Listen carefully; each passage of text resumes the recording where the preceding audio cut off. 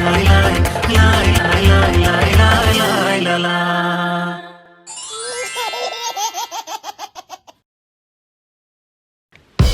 How are you? How are you? I'm Anay Mujib and welcome back to my channel. And we are now here in Hunsa again. So ayan, kung mapapansin ninyo, ang dating punong-puno ng apple, ang mga puno dito. Wala na! Wala nang mga apple. Dahil kinuha na. Kinuha na yung mga apple. Ayan, wala na yung mga apple, diba? As in, wala na. Wala nang apple. Oh. Wala nang apple. Ang natitirang may apple, ito na lang. Green-green naman. Oh. Oh. Kita nyo ba?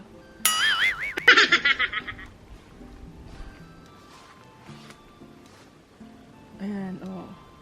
Yun na lang natitirang may mga apple. Kasi green-green siya. Against the light naman kasi ako. Teka lang. So, maaga pa lang, gumising na ako. Kasi gusto ko makita yung mga apple. Kagabi, nandito na kami. Dumating kami mga alas 9 na. Dahil, as usual, gabi na naman kami umalis ng Gilgit. At mabilisan na naman. So, hindi na ako nag-vlog. Dahil nakatulog din si Babu sa pagbiyahe namin. So, eto, alas 7 pa lang ng umaga, gising na ako. 7:30, nagising na rin si Babu. At alas 8 na ng umaga ngayon, mag-aalmusal na muna ako. Bago tayo pumunta sa... Ayun, naririnig niyo ba yun? Kasi nga, magtatanim naman sila ng patatas. Tingnan natin kung paano sila magtanim ng patatas. And, ayan. Enjoyin muna natin yung magandang tanawin. At, ipapakita ko din sa inyo kung magkano yung benta nila sa buong Mansanas. Dahil nga, dumating na rin yung sweldo nila. Ay, sana all may sweldo. Pero, fruit of labor nila yon dahil sila nagtrabaho ng malala. So, papakita ko sa inyo magkano kinita nila. Ayan na si Mama. Ready na si Mama. Mama, ready. Ready, ano? Ready na. Ready to get pain. I'll make breakfast fast.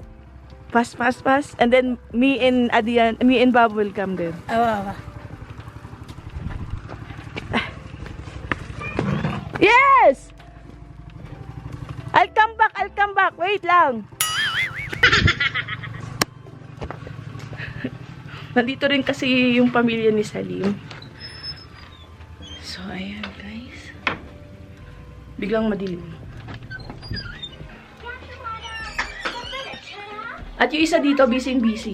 Tingnan nyo naman, si Babo, busy dito. Hi! Hi, say hi! Say hi! Hi! Finish already? Breakfast? You got breakfast na? So, ayan, mag-aalmusal muna kami. Tapos, papakita ko sa inyo. Tingnan nyo naman. At not one, but twice. Tingnan naman ang dami, diba? Shamim, let's go! Shopping! Let's go shopping! Let's go! Kami gagastos, diba? Yung pinkinita nila, kami ang gagastos. O, shopping na tayo. O. 3 stock nga ito, sabi mo. Tingnan natin yung isa. Ay, tinago na. So, ito yung parte nila Mama at Babu. 3 to eh. Kinuha na yung isa. Tinago na. So, ganito karami yung kinita nila. How much this one? 120. 120,000. 120,000 rupees. O, diba? Ito yung nakuha nila dun sa porsyento. Where I will put this? I return ha, I return. I have witness, I return the money. So, yun yung porsyento na nakuha nila dun sa buong ektarya na nakuha na ng apples. Ang dami! Ah! Pwede na tayo mag-shopping. Pwede na tayo mag-shopping. Ah! Ay, ayaw niya. Wag daw gastusin yung wag daw gastusin yung pera na pinagharapan ng lolo't lola niya. Oh, sige guys. Mag-aalmusal na muna ako. Ako na lang nag-iisa hindi nag-almusal dahil nga, alam mo na, skincare routine tayo sa umaga. Nag-skincare muna ako bago ako pumunta dito sa kusina, bago ako lumabas. Hiningal ako, bilis. Na-excite ako kasi nga, what? Ang dami nilang pera! Magkano kaya yun sa peso? 120,000. Yung nakuha ko, so, nasa 170,000 yung kabuuhan na nakuha nila. So, yung kinuha na 50,000, binigay na kay Salim dahil siya yung katulong dito na mag-araro. Basta yan, yung machine nila. So, guys, nanonood kasi si Babo na yung video niya. So, bye guys, bye-bye. Hi mga be! So ito yung mga naiwan kong video nung bago kami umalis ng Pakistan at hindi ko na-upload dahil nga sa mga nangyari. Ito yung kakaalis pa lang ni Sudi at bago bumalik si Francis para kunin kami at dalhin papuntang Pilipinas. At ito, nung dumating kami dito, sobrang manageable pa yung lamig. As in talagang feel na feel pa namin yung lamig niya ni Babo. Kaya pa namin maligo, kaya pa namin maghilamos. At ready at masigla pa talaga si Babo ng mga oras na to. At eto, ipapakita ko rin sa inyo yung paghahanda nila bago dumating yung winter. Kasi noong mga panahon na to, ito yung paghahanda nila. Na andyan na yung bumalik kami dito para ihanda yung buong farm nila o buong pananim nila at yung bahay din mismo dahil pag nag-winter dito sa Hunza, as in talagang lahat ng paligid nagyeyelo. As in, nagsusnow. Minsan umaabot pa daw hanggang tuhod o hanggang hita yung kapal ng snow. So bago dumating ang winter, talagang pinaghahandaan nila at mahabang preparasyon ang ginagawa nila. At isa sa mga yon ay kinukuha nila lahat ng pananim nila, mapagulay, prutas o mga nuts pa yan. Kinukuha talaga nila lahat para i-imbak sa darating na winter. Kasi pag nag-winter na dito, as in walang kahit na anong halaman, wala talagang nabubuhay. Lahat ng puno na yan maglalagasan, lahat ng mga damo mamamatay at magiging covered na lahat ng snow. So, bago dumating yung punto na yon, pinaghahandaan talaga nila. At isa sa mga preparasyon din nila is habang may init pa o may araw pa silang raramdaman, lalo na sa tanghali, kung ano pang kayang ibilad, binibilad na nila katulad ng mga nuts, ng mga prutas o kung ano man kaya nilang i-preserve para sa darating na winter. Ito palang autumn.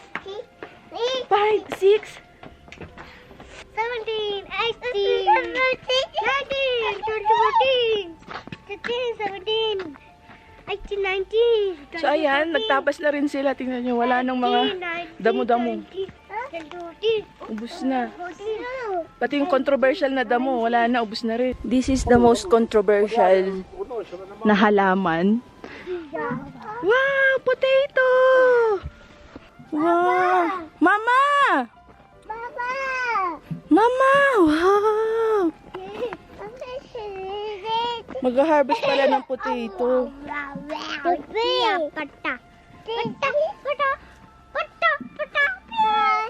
Hi! Adian said hi! Wow! You think, Salim, how many potato we can collect today? How many kg? Today? Yeah. Too much, no? Yeah. I think 500 kg. Wow, 500 kg. Wow. Jump, Adian, jump. Yeah. Ha? Wow, itong hektarya lang na to, 500 kg makukuha nilang patatas, imagine. Ayan pa, oh. Wow. No, no, no, no. Zayim, no, no, no, no. Don't open, don't open. Go there, go there. Let's go. We'll make vlog there. Pagpasensya nyo na po muna ang aking camera this time mga be dahil lumang camera pa po ang gamit ko dito. Hindi pa po kami nagkikita ni Francis. Ha? No, Zayi. No, no, no, no, no, no. Don't move. Adrian! Yes. Adrian! Adrian! Adrian! Yes, yes. Adrian! Adrian! Adriano! Let Adrian! Adrian! Oh, Adrian! Let's go. No, no, don't touch, Azayim. Let's go there.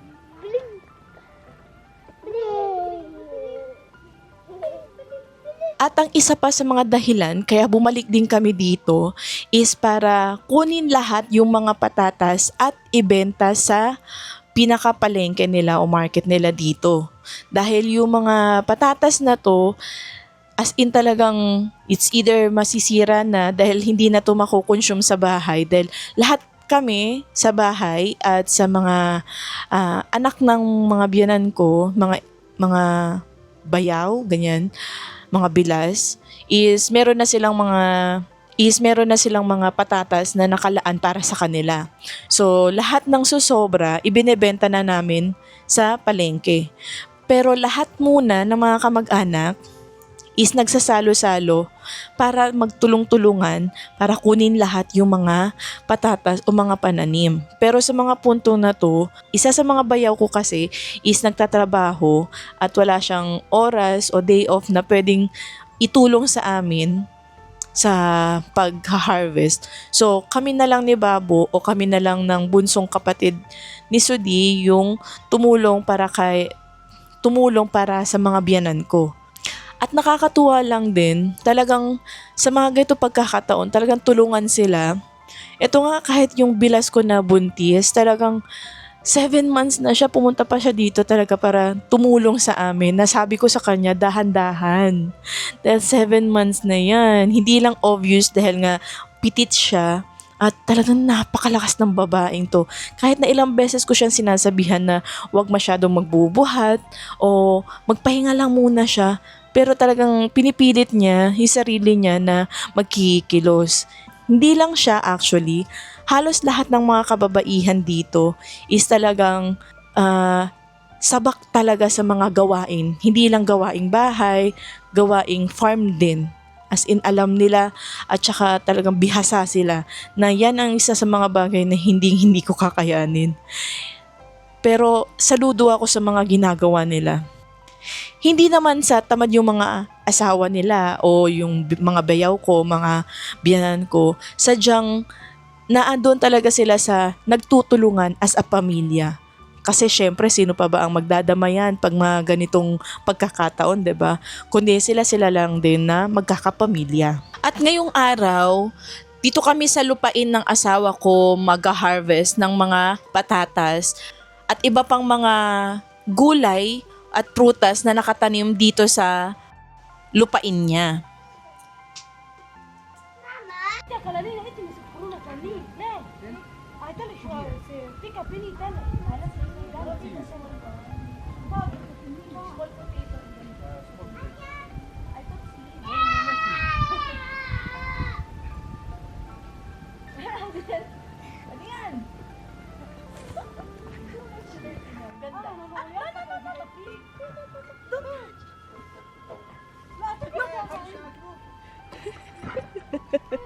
Ito ang delikado kaya hindi ako naglalagay ng camera sa malayo sa akin eh.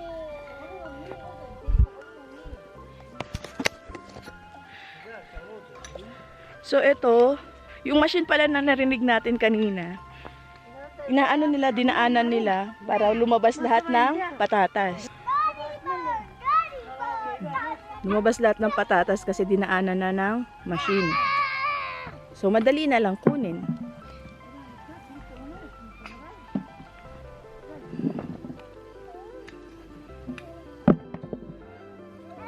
See, kahit buntis, oh. Kahit buntis, nagtatrabaho dito, oh. 7 buwan na yung buntis. Oy! Kayong dalawa, wag magpasaway.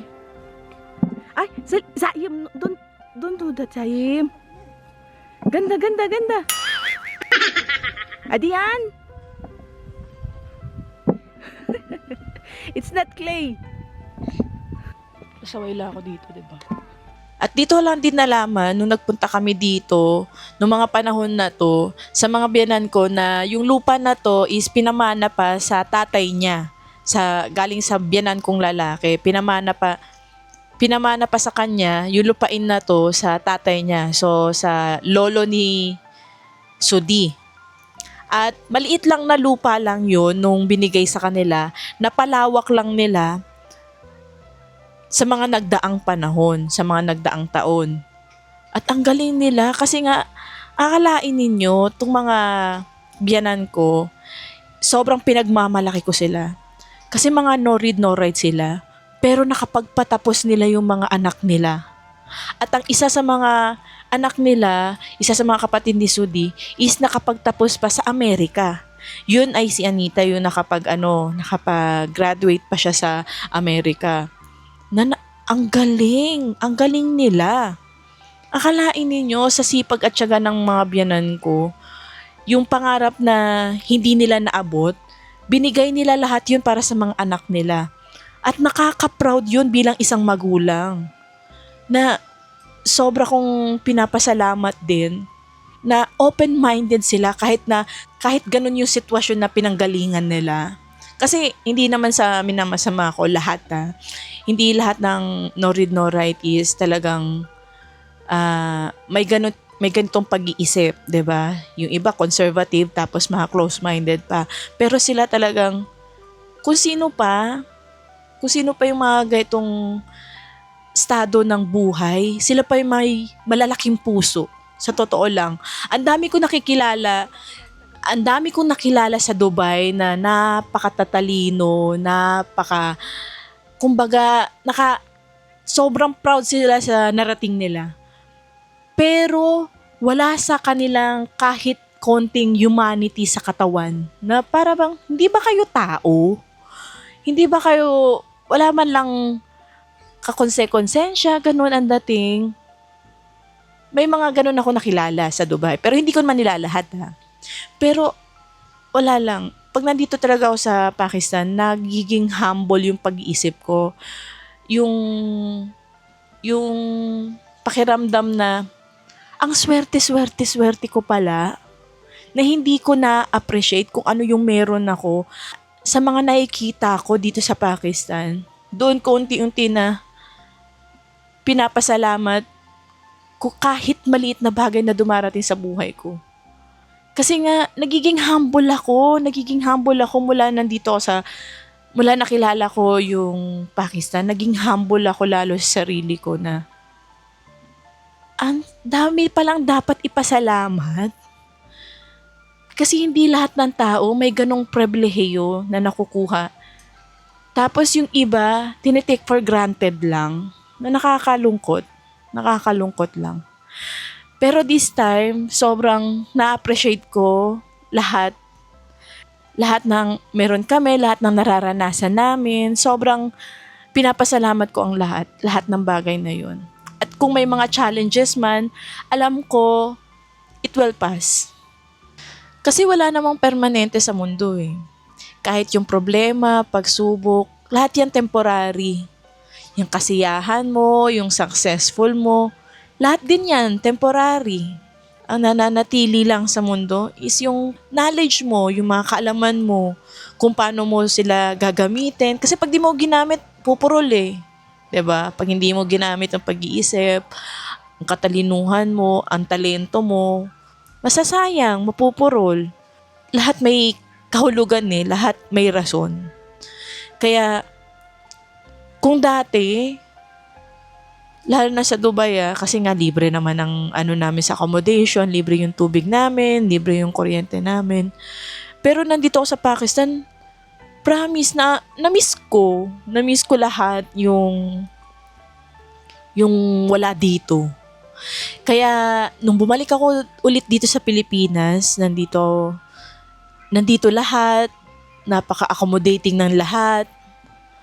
Kailangan mo ng kuryente, naandyan. Kailangan mo ng tubig, naandyan. Kung nagugutom ka, lalabas ka lang. May mga tindahan, may mga fast food, may mga grocery. Pero doon sa tinitirahan namin, dito sa Pakistan na tinitirahan namin, lahat hahantayin mo muna. Kailangan, dito natuturuan kang yung salitang pasensya. Talagang natuturo sa'yo yung pasensya dito. Haba talaga yung PC mo. Kasi kapag kailangan mo ng ganito, kunwari kailangan mo ng pagkain, maghahantay ka para mabilhang ka ng asawa mo, ng kaanak mo. Hindi ka pwede lumabas kasi babae ka. So, kailangan mo maghantay para may kasama ka sa paglabas. Yung mga ganun kasimple lang, kung tutuusin sa Pilipinas. Pero dito talagang limitado. Yun yung mga simple pero pinagpapasalamat ko na hindi ko kinalakihan. Na-experience ko lang siya kasi nandito ako sa Pakistan. Hindi yun yung kinalakihan ko. So, thankful ako. Thankful ako na hindi ko yun nakagisnan. So, magtatrabaho na muna kami. Mamaya na ako mag-vlog. Okay, guys. Very good. Very good. Adrian! Here. Put this one. Oh, good. Oh! Just let him. Adrian! Let him do the collect. He will collect. Isa! The fish,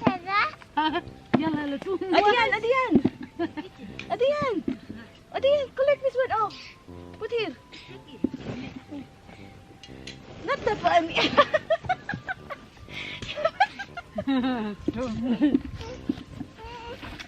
Ay.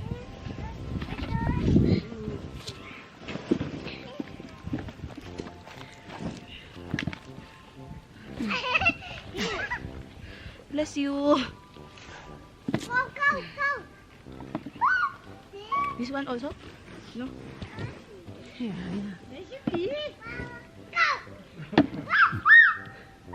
You drink water na? No. Why? Milk pack. I have water there in kitchen.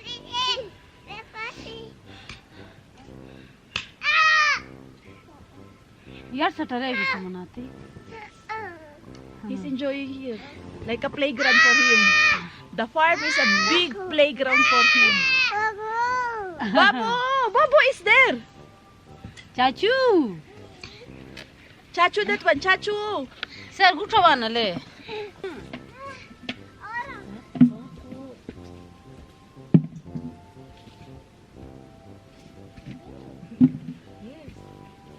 Put all the potato inside. Potato. Take the potato.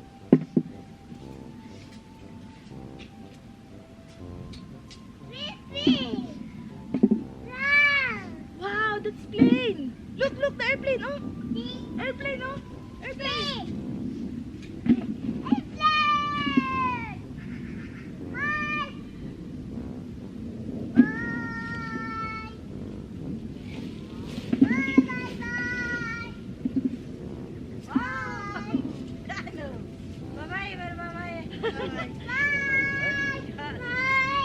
Bye.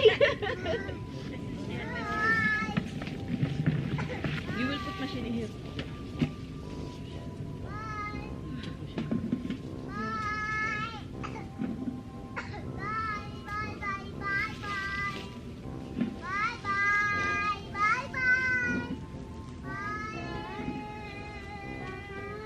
Baba, Mama. Is it Baba? He's saying Baba. Mama, Baba. He said Baba. Oh. Bye-bye. Baba. Bye-bye, Baba.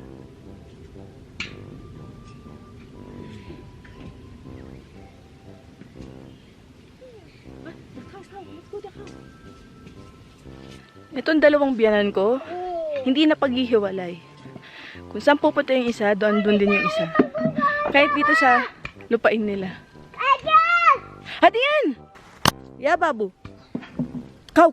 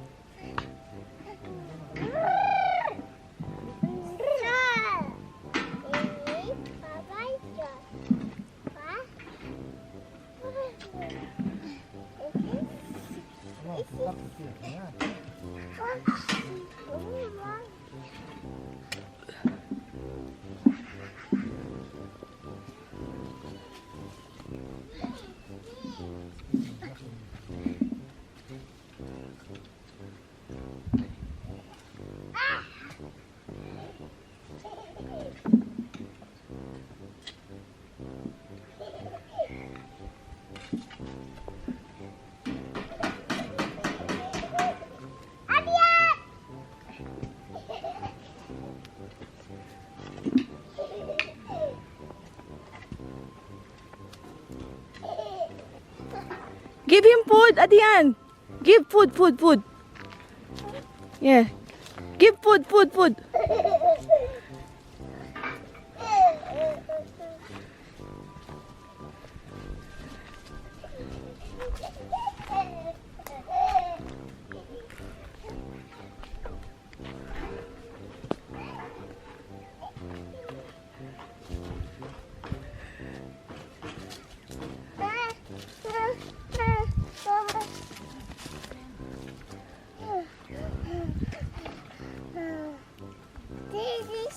Yeah, where's the cow? Play with the cow, no? Play with the cow.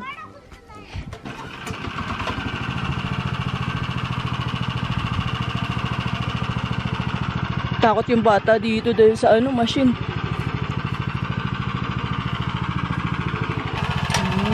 So ito pala.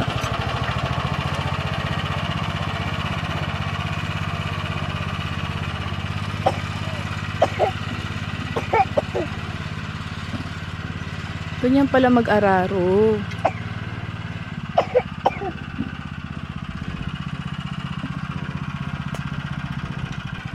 Zayim, come here.